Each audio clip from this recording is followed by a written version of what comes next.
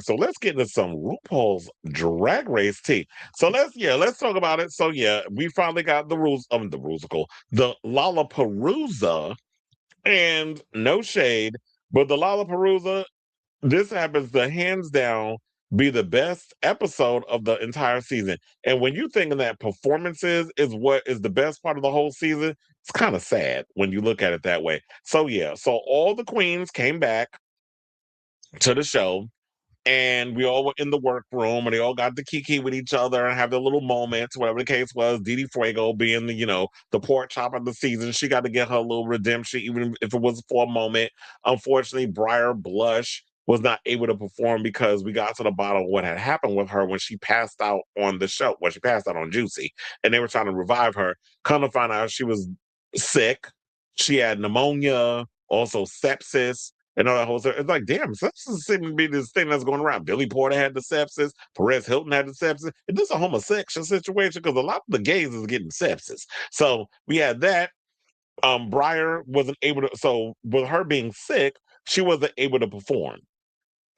Now, in regards to the whole it being all RuPaul songs, y'all know how I felt about that because I did say it on the episode when I did the Juicy video, and I'm glad I did the Juicy video and posted it when I did because my theories proved correct. I was like, y'all literally was setting this whole thing up for it to be a Juicy versus Mia showdown, the sequel, and then Juicy was going to end up winning the whole situation.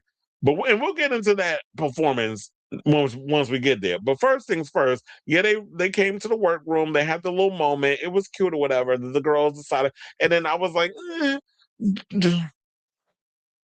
do I really want to hear these girls lip sync 150 million times the sissy that walk and jealous of my boogie and all that other stuff? Like, do I want to hear them do the same songs over and over and over again? But I will say this.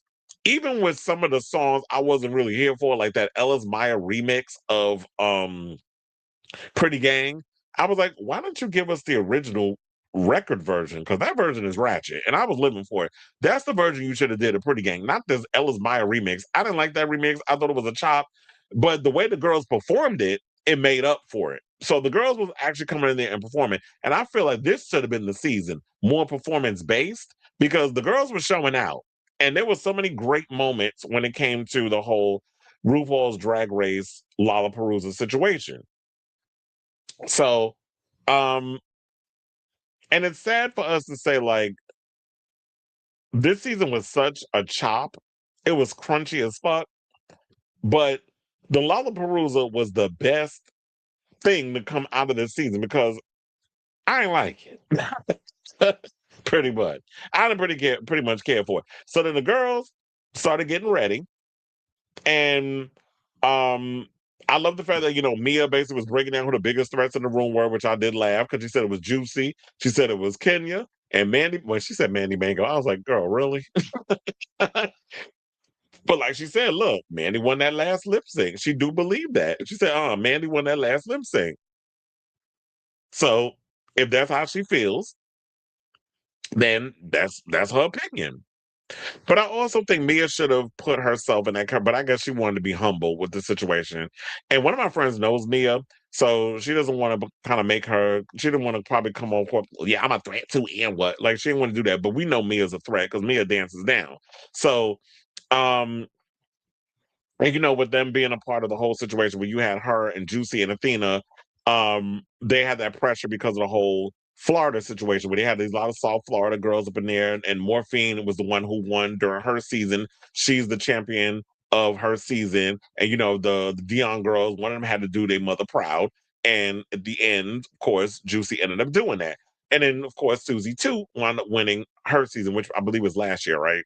So Juicy also admitted in the confessional that, even though Morphine is her drag mother, she feels that there's the weight and the expectations. And I'm glad they still kept the tradition of each woman, each queen that wins, they wear red hair. So then we get to, of course, the main stage where Rue comes out. First of all, I ain't like that outfit, and I damn sure didn't like that George Washington wig. Y'all need to retire officially that goddamn George Washington wig. I'm tired of seeing Rue in it Whoever keeps putting her in it, whoever keeps making her wear that atrocious ass wig, burn that shit once this season is over. Please and thank you. I'm tired of looking at it. So let me just leave this picture up here. So the rules that they explained with this, and I actually liked it. The show basically implemented a buy system, which the longer the queen lasts in the competition, the more rounds she gets to skip.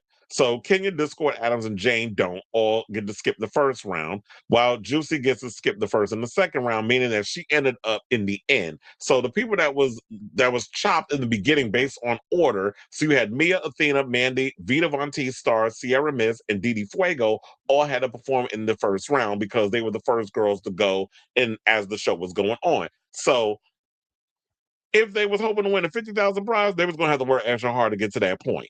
You had to literally win 4 lip syncs. So I actually like this structure. I hope they keep it that way. And the concept and the execution definitely worked in my opinion. So I really hope that they keep it like that. And it definitely feels like, the queens who perform better during the season, they get rewarded for their hard work. And it seems like they're really trying to take care of the girls and really give them their flowers in this whole situation. So I hope they keep this. If anything, I really wish they would turn this into an actual series. Let me host it. I mean, Rue don't need no more damn shows. She don't seem like her heart's in hosted any damn way.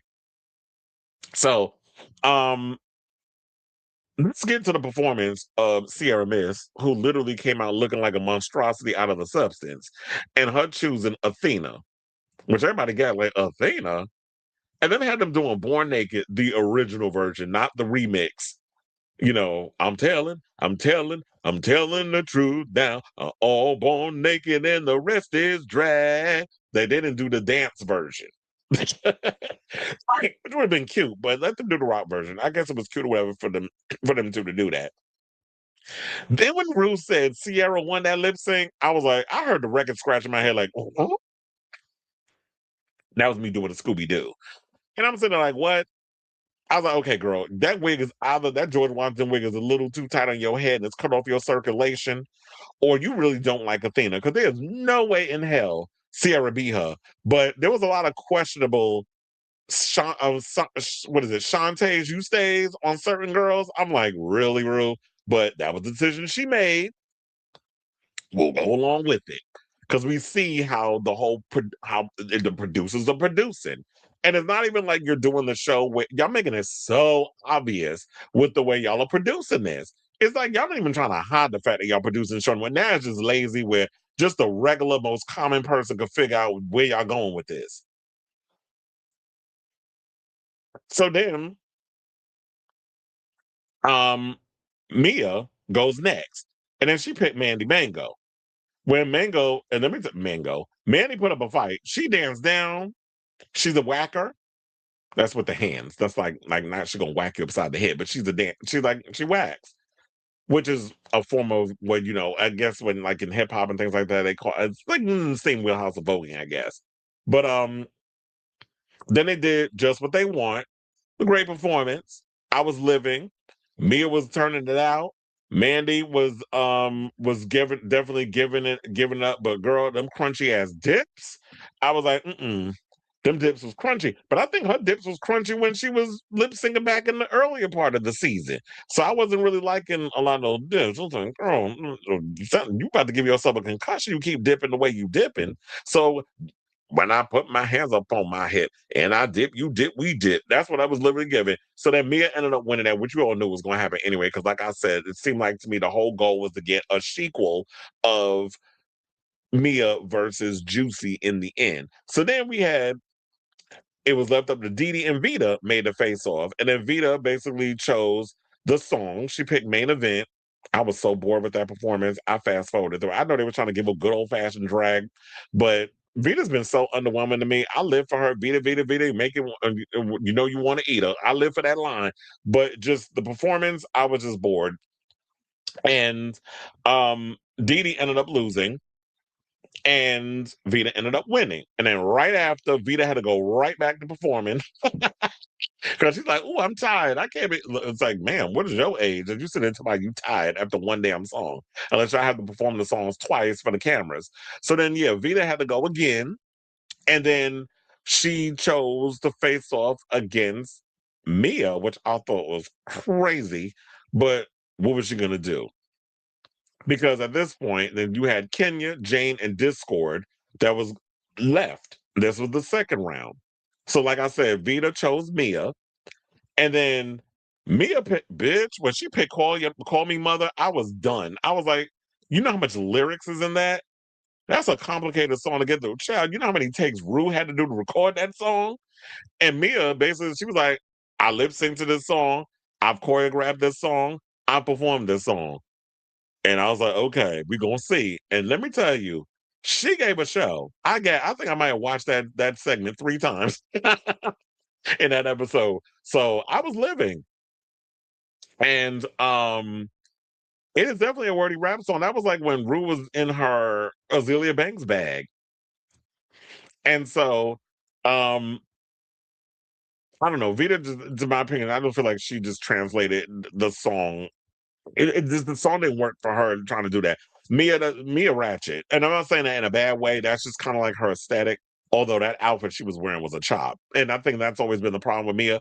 Mia's fine as hell out of drag. Mia is pretty in drag, but she needs better. She needs somebody to help her with her styling and her wardrobe. You need a little help in that. It's not that hard. You can get you a good team of people that can pull you together. But um pretty girl in drag, fine out of drag. I don't know if y'all can tell, but I'm trying to hit that. But anyway, so um then it was like, look, I just live for Mia's performance. She was when she did the whole Coco Montrese point to the mouth with the rap portion, like I'm nailing every word. Y'all better check the lip sync. The lip sync is on point.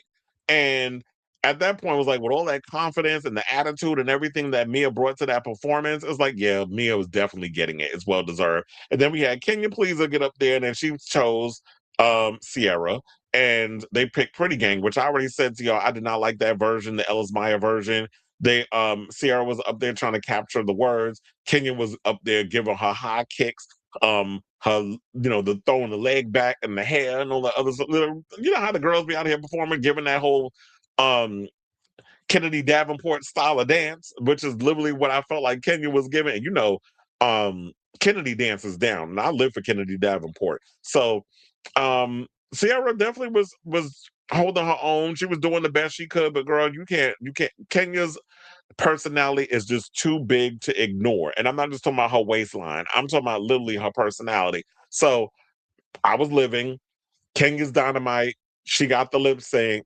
I felt like she was definitely well deserved to advance to the semifinal for all of that stuff. So of course, we had Discord and Jane, who y'all can see in this picture that I got up here, where they was going in.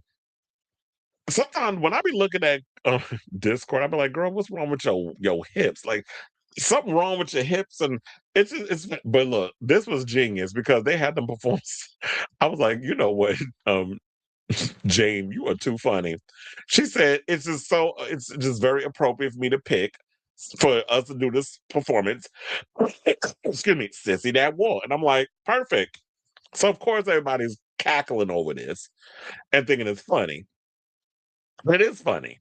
And it's definitely I love Jane with the comedy. It was funny how she was playing that up, even basically mocking the way Discord walks. And Discord was having a good old time. And but the lip sync wasn't that it was crunchy. The way they were dancing, and I did realize I was like, she don't know the words. Because she wasn't saying the lip syncs wasn't working. So we all know that Jane was gonna walk away with that. But child, then we had to get to the main part, which was the lip sync. So now Jane Don't has to go up against Juicy Love Dion. Well, that's what she picked. She was like, "Oh, you got to go up against Juicy Love Dion," which we all knew, no shade, game over at that point. Because the minute they start performing Cha Cha Bitch, what I do love that song. Oh, party like a cha party, cause a cha party goes on. Cha Cha Bitch. When she did this move, bitch, oh, it was game over. Flawless victory. When she did that handstand and on cue with the song and the dress came off, Oh, everybody fell out. I literally was literally, like this. It was comparable to the Sasha Velour moment when she pulled them rose petals out, which has traumatized um Shea Coulee for years.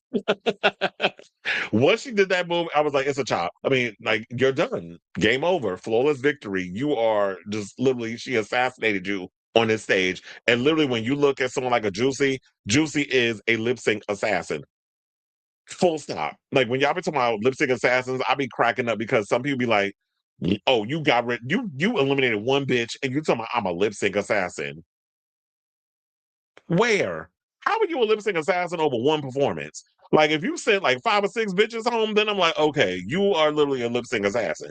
Nobody wants to go up against Juicy because Juicy performs down.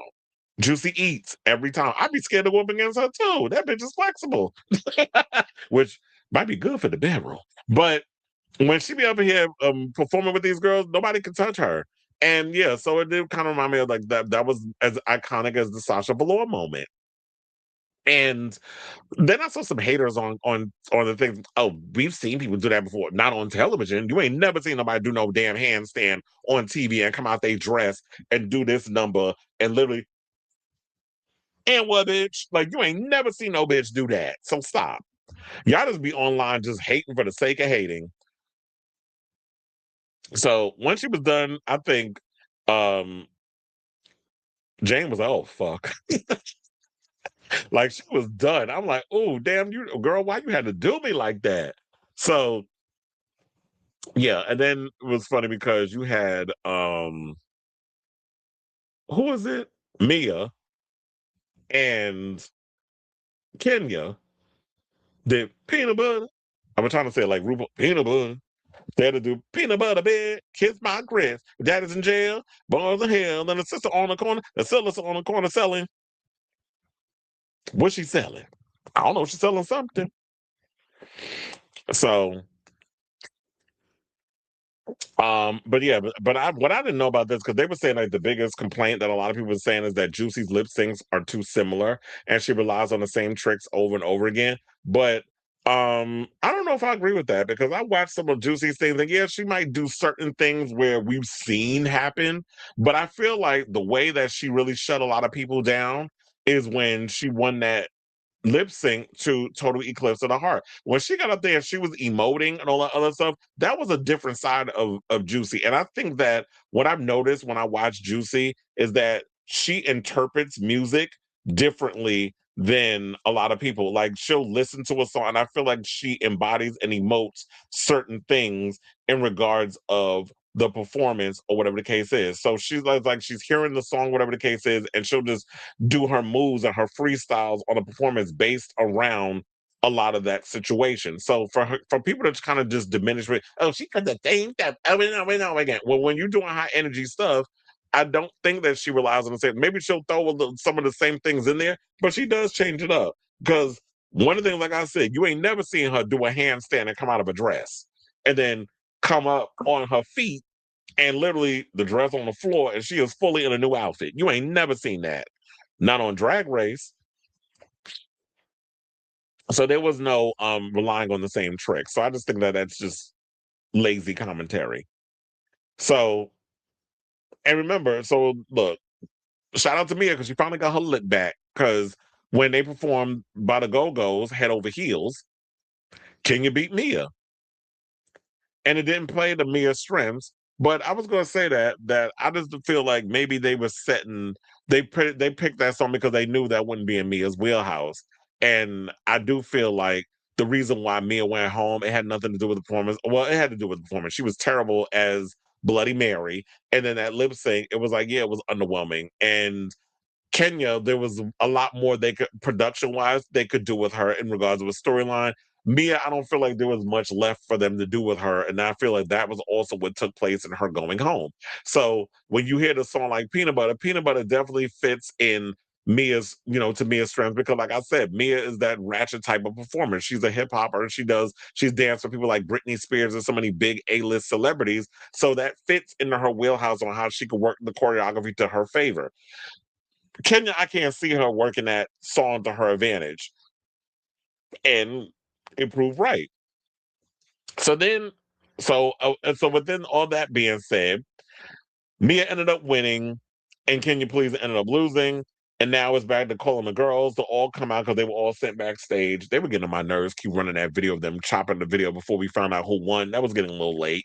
But with all that being said, all the girls were called to come back to the stage because they had to see the final showdown, the lip sync showdown, to find out who's going to be the queen of what she already done had them hers is or whatever the fuck that dumb phrase is. And it was now a Mia versus Juicy, the sequel type of performance. And with that being said, they performed Cover Girl. Why your face look like chalk? And so it was a fun flashback to, the first ever lip sync crown. Because remember, back then, BB Zahara Benet performed that alongside Nina Flowers because they were the top two of the season, which sidebar. Some people think the top two that's going to happen this Friday is going to be between Darlene Mitchell and Mikey Meeks. And I'm telling you, I believe Mikey is going to win the show. So a lot of people feel like that's going to be their final two. But yeah, so they took it back to season one. So I guess in so many ways, this is a callback to like the show. And I did love the self-deprecating thing where RuPaul's like, yeah, they're going to be lip syncing to a lot of his songs. So I definitely love that. And it was pretty much given, like I said, the sequel. Because remember, we had that iconic moment with Pretty Ugly. And now we have Cover Girl, which I did see shortly after they posted that video on social media of them two performing the song. So now, of course, Juicy won the $50,000. I would have liked to see Mia win, but we know with this whole situation, when people say, "Who are you?" when they talk about um Juicy, who is she? She's like, who is she? They should perform that song. Or play that song when she won. Who is she? Because I'm like, she is a performer through and through. That's what Juicy does. Juicy performs down. She may not be good with a lot of the stupid challenges they make them do on the show, but she comes alive when she's on stage, when she's performing, when she's giving you a show.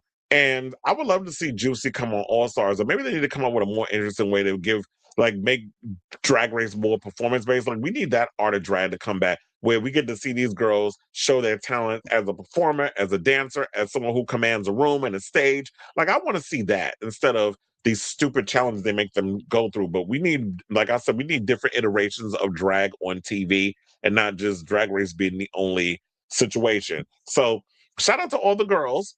And I do wonder, when did they film this episode of the Lollapalooza? Because they always shoot it. um I think they shot it after. I think they may have shot it recently or whatever, because I was trying to remember when it was. I think I may have heard that a couple of weeks before we get close to the finale, they bring the girls back to shoot the Lollapalooza, and then we get the finale around the same time. So they probably shot that most recently. And I think it's great that they do that, because then it gives you a chance to catch up with everybody, see how everybody's doing, how they've seen the show for the most part already. And like I said before, shout out to Breyer, who couldn't perform based off doctor's orders. This was definitely a great episode out of a much lackluster season. And I'm definitely hope that we can get more Lollapaloozas and more in mid-season Raider Queens, because that's definitely where y'all need to keep that instead of the beginning. So shout out to Juicy. Shout out to all the girls who turned it and showed the fuck out during this Lollapalooza, because y'all definitely ate in them performances. Even the lackluster ones was good. So I say, and I still side-eyeing Rue over choosing um Sierra over Athena. But they wasn't seeing Athena trying to make it later on in the show. They was like, okay, we're just going to chop her because we don't see it for her later on in the whole performance situation.